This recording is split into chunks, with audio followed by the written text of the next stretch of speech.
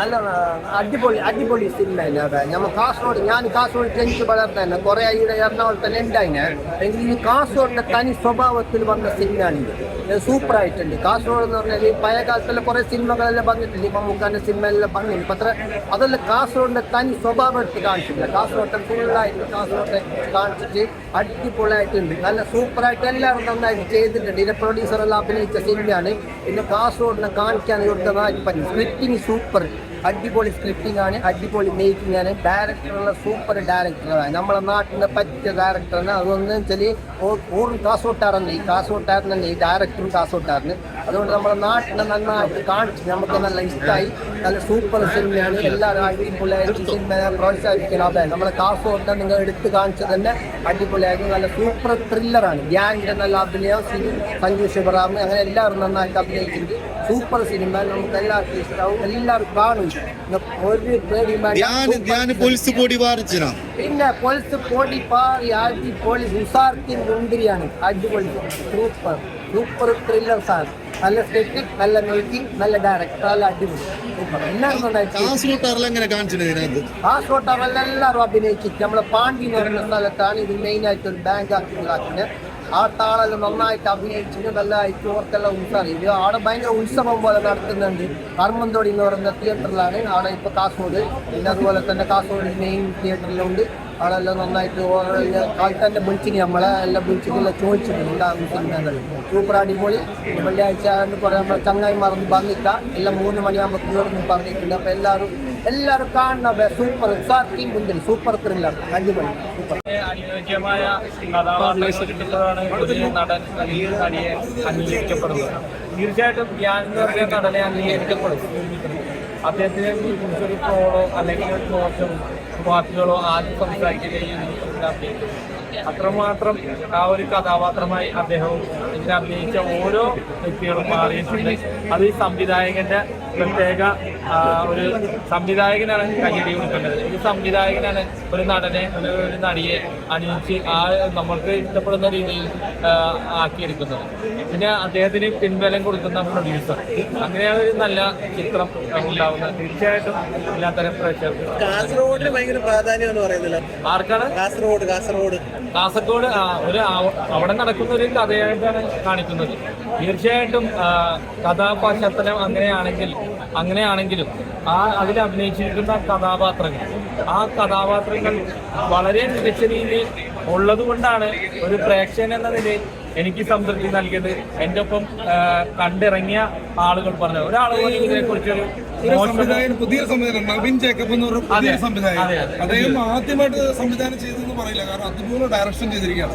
പിന്നെ ഇടക്കാലം കൊണ്ട് ധ്യാൻ ശ്രീനിവാസന്റെ ചില സിനിമകള് അല്ലേ ശോകമായിരുന്നു. പക്ഷെ ഇതിലൂടെ അദ്ദേഹം തിരിച്ചുവരവ് തന്നെ നടത്തുകയാണ്. കാരണം നന്നായിട്ട് അഭിനയിച്ചിട്ടുണ്ട്. പിന്നെ അതുപോലെ തന്നെ മറ്റുള്ള എല്ലാ ആർട്ടിസ്റ്റുകളും ഗംഭീരം എന്ന് പറഞ്ഞാൽ അങ്ങോട്ടും മത്സരിച്ച് അഭിനയിക്കുകയാണ്. പിന്നെ വേറെ കാര്യം എന്ന് വെച്ച് കഴിഞ്ഞാൽ ഒരു പ്രത്യേകത ഇതിനകത്ത് നല്ല പാട്ടുകളുണ്ട്. പിന്നെ നമുക്കിപ്പോൾ നമ്മൾ പൈസയൊക്കെ ഇതുകൊണ്ട് നിക്ഷേപിക്കാറുണ്ട് എന്തെങ്കിലും ആരെങ്കിലും പറയുന്നു. ഒരു സന്ദേശം തന്നെയാണ് ഈ മൂവി നൽകുന്നത്. ഒരു ഫാമിലി സിനിമയാണ്. നായികയായിട്ട് അഭിനയിച്ച കുട്ടി ഗംഭീരമായിട്ട് ചെയ്തിട്ടുണ്ട്. വേറൊരു കാര്യം എടുത്ത് പറയേണ്ടതെന്ന് പറഞ്ഞാൽ 2024 ഒരുപാട് മികച്ച ചിത്രങ്ങൾ ഇറങ്ങുന്നുണ്ട്. നിങ്ങളൊരു പോസ്റ്റർ കണ്ടതുകൊണ്ട് മാത്രം കാണാതിരിക്കരുത്. അതിൽ അഭിനയിച്ചിരിക്കുന്ന നിങ്ങൾക്ക് പ്രമുഖമായിട്ടുള്ള താരങ്ങളായിരിക്കില്ല, ചെറിയ താരങ്ങളായിരിക്കും. പക്ഷേ കഥ തന്നെയാണ് എവിടെയും കിങ്. തീർച്ചയായിട്ടും ഇതിന്റെ കണ്ടന്റ് തന്നെയാണ് നല്ല രീതിയിൽ തന്നെ അണിയിച്ചൊരുക്കുന്നത് സംവിധായകന്. അതേപോലെ അദ്ദേഹത്തിന് പിൻബലം നൽകിയ പ്രൊഡ്യൂസറിന് ഇതിൽ പ്രവർത്തിച്ച മുന്നിൽ നിന്നും പ്രവർത്തിച്ച എല്ലാ ആളുകൾക്കും ഞാൻ എന്റെ അഭിനന്ദനം അറിയിക്കുന്നു. പടം കണ്ടതിന് ശേഷം കുറെ പേര് മ്യൂസിക്കിനെ കുറിച്ച് പറയുന്ന കേട്ടായിരുന്നു. എല്ലാ ഡിപ്പാർട്ട്മെന്റും ഒന്നിനൊന്നും മെച്ചം തന്നെയാണ്. തീർച്ചയായിട്ടും എല്ലാം ആ ഒരു സംവിധായകന് ഒത്തിണങ്ങി കിട്ടി. അത് തന്നെയാണ്. ഇനി ഒരുപാട് സിനിമകൾ അദ്ദേഹം ചെയ്യുന്നുള്ളത്. ഇതിനകത്ത് പ്രൊഡ്യൂസർ അല്ലേ, അതിനകത്തൊരു ക്യാരക്ടർ പ്യൂണിഫിക്കേഷൻ ചെയ്തിട്ടുണ്ട്. അതെ, നിർമ്മിക്കുകയും ചെയ്തു, അഭിനയിക്കുകയും ചെയ്തു. ദിനേശൻ എന്നാണ് ചേട്ടന്റെ പേര്, ചാലക്കുടി. അദ്ദേഹത്തിന്റെ ആദ്യത്തെ ചിത്രമാണ്. പക്ഷേ അദ്ദേഹം ഗംഭീരമായിട്ട് അഭിനയിച്ചു. 4 പേരിൽ ഒരാളായിട്ട് അഭിനയിച്ചു, ഗംഭീരമായിട്ട് അഭിനയിച്ചു. ഇതിന്റെ നിർമ്മിതാവാണ്, അഭിനയ നേതാവാണ്. അടുത്തൊരു മൂവി തുടങ്ങുവാണ്. എല്ലാ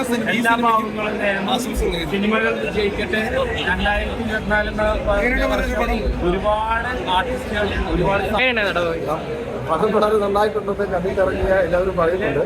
അപ്പോൾ ഇതിന്റെ നിർമ്മാതാവ് ഞാൻ എന്റെ പടത്തെ കുറിച്ച് എന്ന് പറയാനാണ്. പക്ഷേ വളരെ നന്നായിക്കൊണ്ട് എൻഗേജിംഗ് ആയി പോകുന്നു, വളരെ രസകരമായ മൂട്ടിലൂടെ പോകുന്നു. യഥാർത്ഥ കഥ ആസ്പദമാക്കി നടന്ന സംഭവമായതുകൊണ്ട് കാസർഗോഡുകാർക്ക് അറിയാവുന്ന ഒരു ചെറിയ സംഭവത്തെ ആസ്പദമാക്കി എടുക്കുന്നതാണ്. നവിത വളരെ ഭംഗിയായി ചേർത്തുണ്ട്.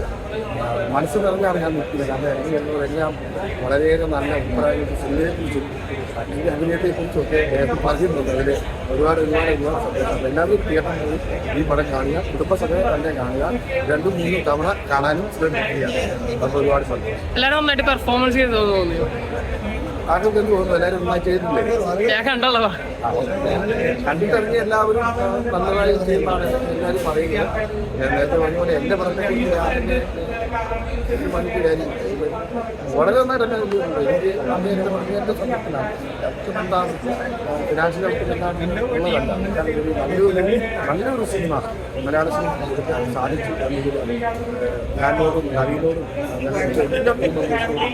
ഞാൻ അങ്ങേറ്റം നന്ദി പറയുകയാണെങ്കിൽ ഈ പ്രേക്ഷകരോടാണ് നന്ദി പറയുന്നത്. എല്ലാവരും സിനിമ ശ്രീനിവാസൻ ഫാക്ടറിയിൽ നിന്ന് ഒരു പടം കൂടെ പാർട്ട്നേഴ്സ്. പക്ഷേ ഇതിനുള്ള ഒരു വ്യത്യാസം എന്താണെന്ന് വെച്ചാൽ നമ്മൾ ഇത്രയൊന്നും പ്രതീക്ഷിച്ചിരുന്നില്ല ഈ സിനിമ കാണാൻ വരുമ്പോൾ.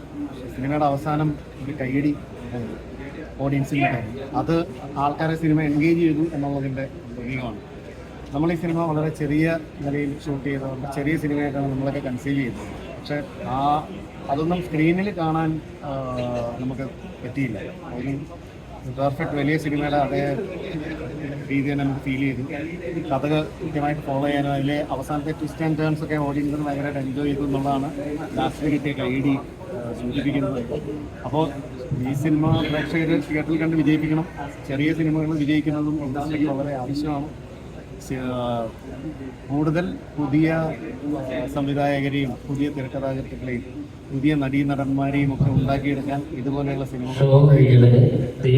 സിനിമകൾ വിജയിക്കേണ്ടത് വളരെ ആവശ്യമാണ്. പാർട്ട്നേഴ്സ് ഒരിക്കലും പ്രേക്ഷകരെ